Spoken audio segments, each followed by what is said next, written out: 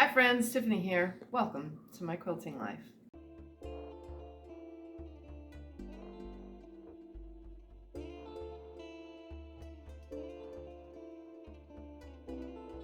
Don't mind the messy hair. My daughter French braided it and I slept with it. So I'm a disaster today, but who cares? Because I'm teaching you how to take a wishbone design and turn it into a full quilt design by upsizing it. So I'm going to show you here on a piece of paper first what I am talking about, and then I'm going to show you how to quilt it. All right, so we're going to pretend that this right here is our quilt. Can you tell that I'm not very good at this while I'm trying to show you how to draw? Now, we're doing this in an upsized design, so I'm showing you on paper. Paper, everything's smaller. So just remember that everything that we're doing is actually upsized, and I'll show you that when we get to the quilt. What we're going to do is we're going to come to the edge of our quilt here, and we're going to find the amount of inches that we want to stay at. So say we want to stay right here, and then the next one is 6 inches below that, and the next one is 6 inches below that. What we're going to be doing is coming in from the edge with a wishbone. So we're going to go in the halfway point between the top of the quilt and this bottom part, which is our 6 inches, and we're going to start a wishbone. And we're going to come at the bottom of that wishbone is going to come to our 6-inch mark. And I'll show you how to mark that on the quilt. So we're going to come up, make a wishbone, come down. And we're going to try to stay our very best at that mark all the way. And again, I'll show you how to mark it.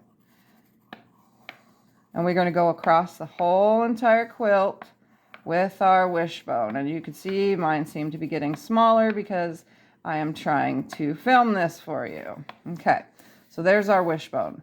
Now we're in our second set, 6 inches again. So what we're going to do is we're going to come up to that middle point between the two because we're starting at the beginning again. And we're going to come up in between that, in between the previous wishbone and then down. In between that previous wishbone and then down. In between, down, in between, down. Just comfortable motion back and forth. Now on the long arm, it's a lot different than this. And we're just going to keep going until it's full, okay? Then we're going to go again back to the next. So we're going to come right back to that beginning again and go to our next 6 inches or whatever number you choose yours to be. Then we're going to start in the middle again, and we're going to repeat. So we're going to start about halfway up, come up with our wishbone into the previous, down to where we want to go, up into the previous, down where we want to go. And notice my design seems to be getting bigger, but that's because I did not really measure this out, but I'll show you on the quilt how I kept everything correct. So as we're doing this, you can see a secondary design is starting to be created here. That secondary design is now diamonds right here. So there's diamonds being created. Diamonds being created, which creates this really awesome design, all from a wishbone. So now that I've showed you on paper, let's take this to the quilt where it might be a little bit easier to see what I am doing. Now I'm going to forewarn you, this is going to be loud. Okay, so I'm ready to advance a little bit, but I want to show you before I advance how I am marking my next pass. So what I am doing, this is my way, is I am taking my measuring tape, I couldn't think of it for a second, and then I am taking my chalk pen.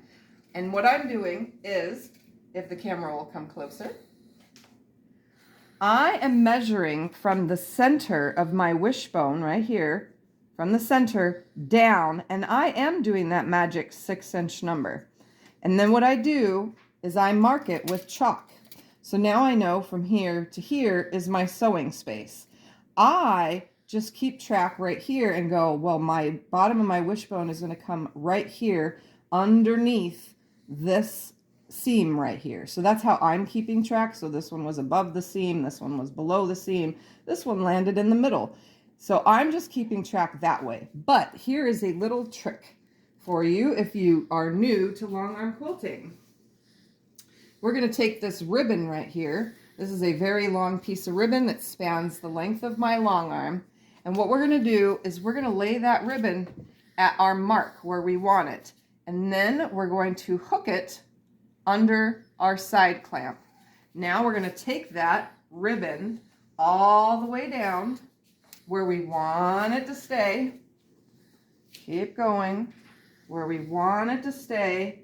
And now we're at the other end, and we're going to hook that to the other side clamp, just like this. So now I have my marking across the quilt where I need to come down to, right here. So you can see it helps keep track of where you are. Now, if you really, really wanted to, you could use painter's tape as well. I've seen people do that to keep track. But honestly, if you have a spool of ribbon and you don't like the ribbon and you can care less about it, just cut off however long your long arm is and use it for all of your projects. So here's my marking, and now I know how far I can or can't go. But I'm not going to do it that way, so I'm going to remove this, and we're going to go to the long arm now. After I show you what we're looking at, what it looks like on the quilt, then we're going to go to the long arm and I'm going to stitch it out for you. So here you can see very large wishbones, and you can see what it's creating here. It's creating the secondary diamond design. So see, we have a nice diamond being built here, a nice diamond here. It's really awesome, and in full, this quilt is going to look amazing. So it just spans the whole length. And they're not all the same exact width between the two. Some of these started getting tighter and some of them were more spread apart. Not all my, excuse me, not all of my hooks on the wishbone itself are the same size. You can see some of them are skinnier, some of them are fatter, some are a little bit elongated. This is where you practice. If you want to keep them equal, this is the best way to practice, and you're learning your wishbone for any situation. But this one is a large one, edge to edge, and it looks amazing. So let's put you on the long arm now and stitch this out. All right, here we are at the quilt. You can see right here is my marking. I know that I'm going to barely be crossing over this seam right here. So the bottom of my wishbone needs to come down at the tip of that seam. So, like I said, this is going to get loud and I'm not going to talk. I'm just going to show you because I do this rather quickly, and I guess when I edit, I'll slow it down a little bit just so that you can see how it's stitched out. But at this point, I'm going to stitch my regular speed, because if you keep a nice consistent speed as you're going, like my hand is doing right now, that consistent speed actually helps. So my machine is going to beep and yell and be loud, but I try to keep with a consistent speed. Now I am going to tell you I'm stitching at 10 stitches per inch, and I'm in idle mode, so it's also set at 7%. So that means that the needle is still going to go down and up, see, on its own when I'm not moving the machine, and that's at 7%. I have that purposely so that when I come around these curves that I don't have any eyelashes or anything like that. I want it to be a nice fluid curve. So I'm going to start halfway between here, which is this center point up here, and my blue marking right here. So I'm going to come down halfway right there, and I'm going to start my stitching. Again, I'm not going to talk through this part. I'm just going to stitch it out, and I'll slow a little bit of it down on the edit.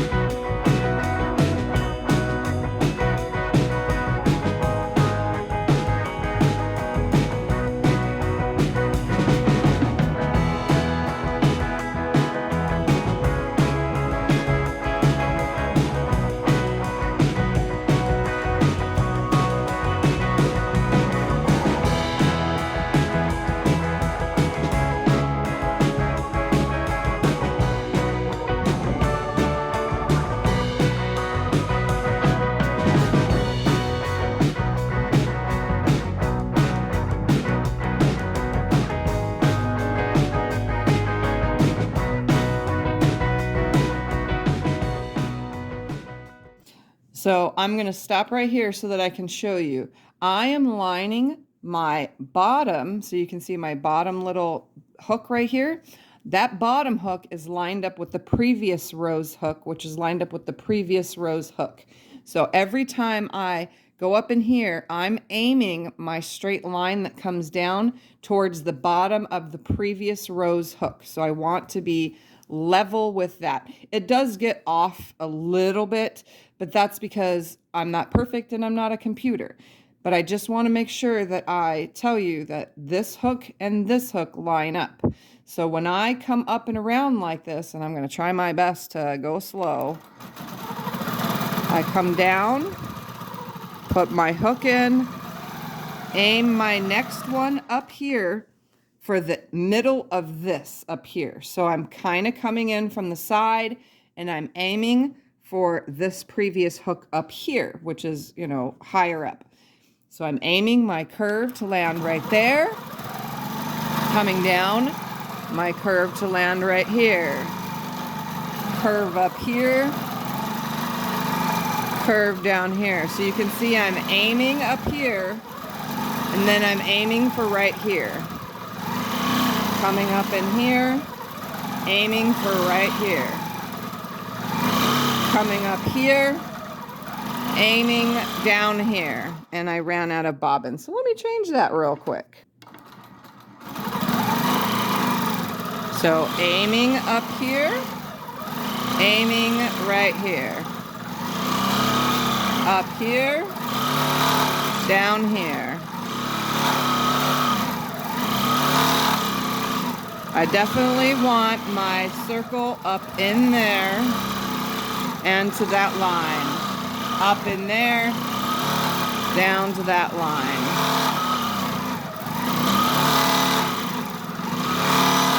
Now my regular speed.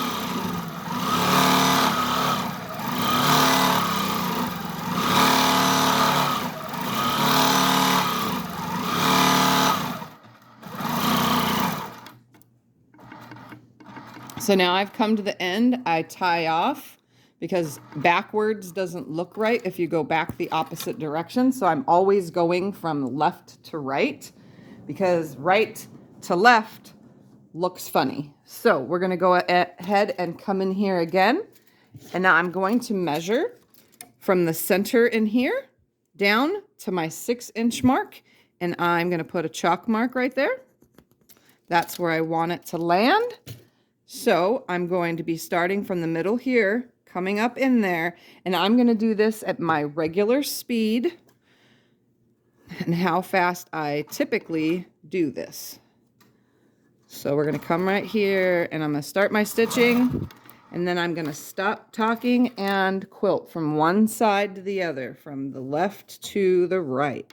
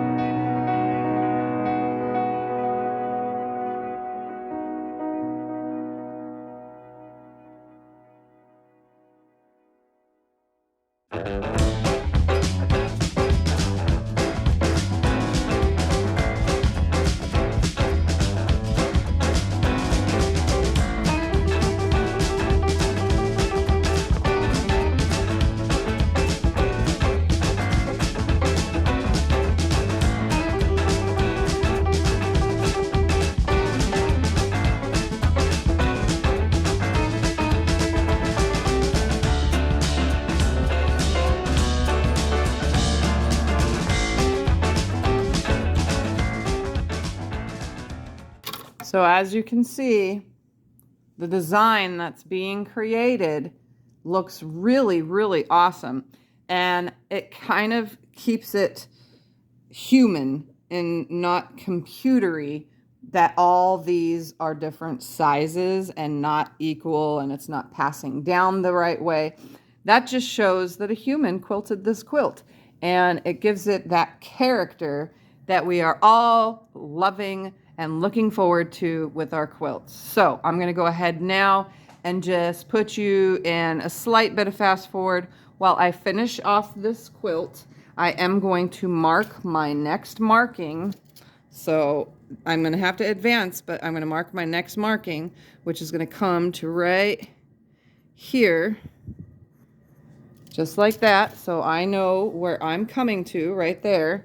And then I'm going to have 2 more passes. So I'm going to have this one and then my final finish pass, because I'm at the edge of my quilt already. So, but I did want to show you guys this as I was finishing it. So I'm going to go ahead now and advance the quilt, base the bottom, and stitch the rest of it.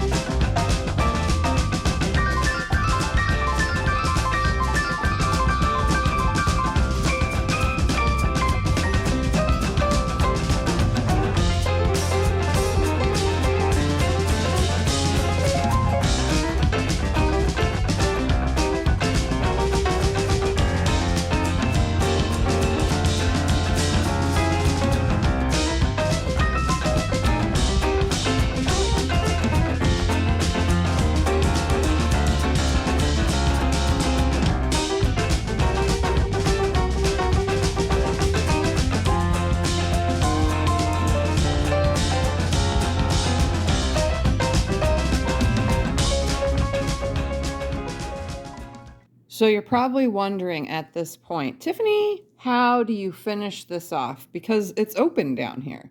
Well, that's simple. We're going to go to the beginning again. So I'm just going to take you back to the beginning right here. And what we're going to do is we're going to do just the loops.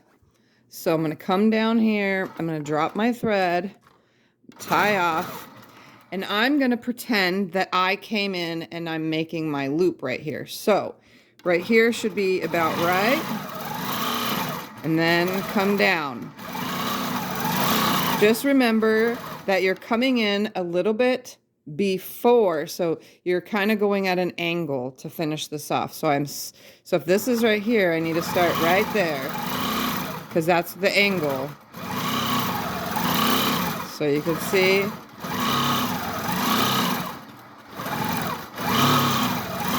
And I did do this on the top as well. So on the top, I did the full wishbone and then came back and filled in the empty space. So I made sure. And the cool part about this is because I measured by inches as I did my sections, and it's not perfect, but because I measured by inches, I was able to get full pieces all the way to the end. So I even started with full wishbones at the edge of the quilt and then adding these, and I ended, so I don't even have a half of a wishbone on the end of the quilt because I measured my 6 inches all the way down. So if you do the measurements and you make it just right and you have your sections and you can mark them with chalk, you can do the ribbon across the quilt like I said, you can do however you want. Just make sure you come back and fill in these little sections.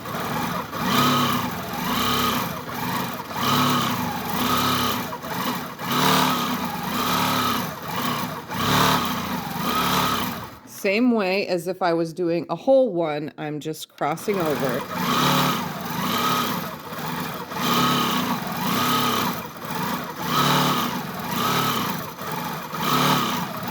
And you can see where they got really close together and then they kind of got spread again. Again, I'm not a computer, I'm not perfect, and you are going to have the same problem as me.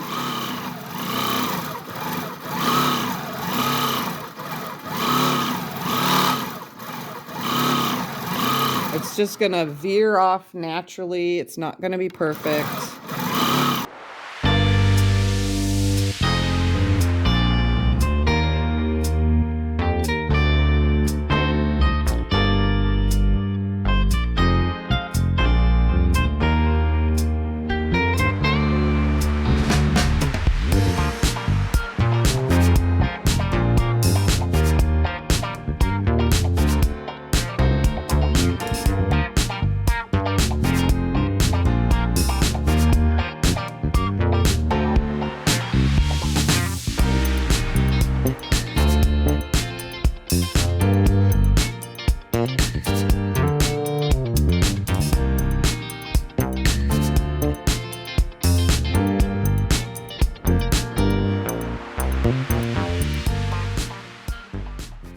And there we have, right there, finished the whole entire bottom.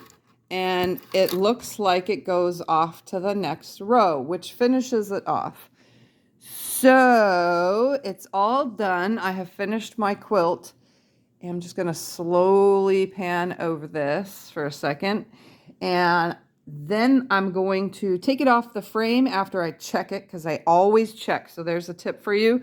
Before you pull your quilt off of the long arm, check it. So I re-roll it back the other way, and then Scott and I will look at all the stitching, because every now and then something will happen. There'll be a skip stitch or something weird will happen, or just the tension got off on the back or whatever. I'll pluck out that section and re-stitch it while it's on the long arm. So make sure you check your quilt first. Make sure your work is good by rolling the quilt back and forth. And then obviously you'd be checking your back right here as well as checking the top.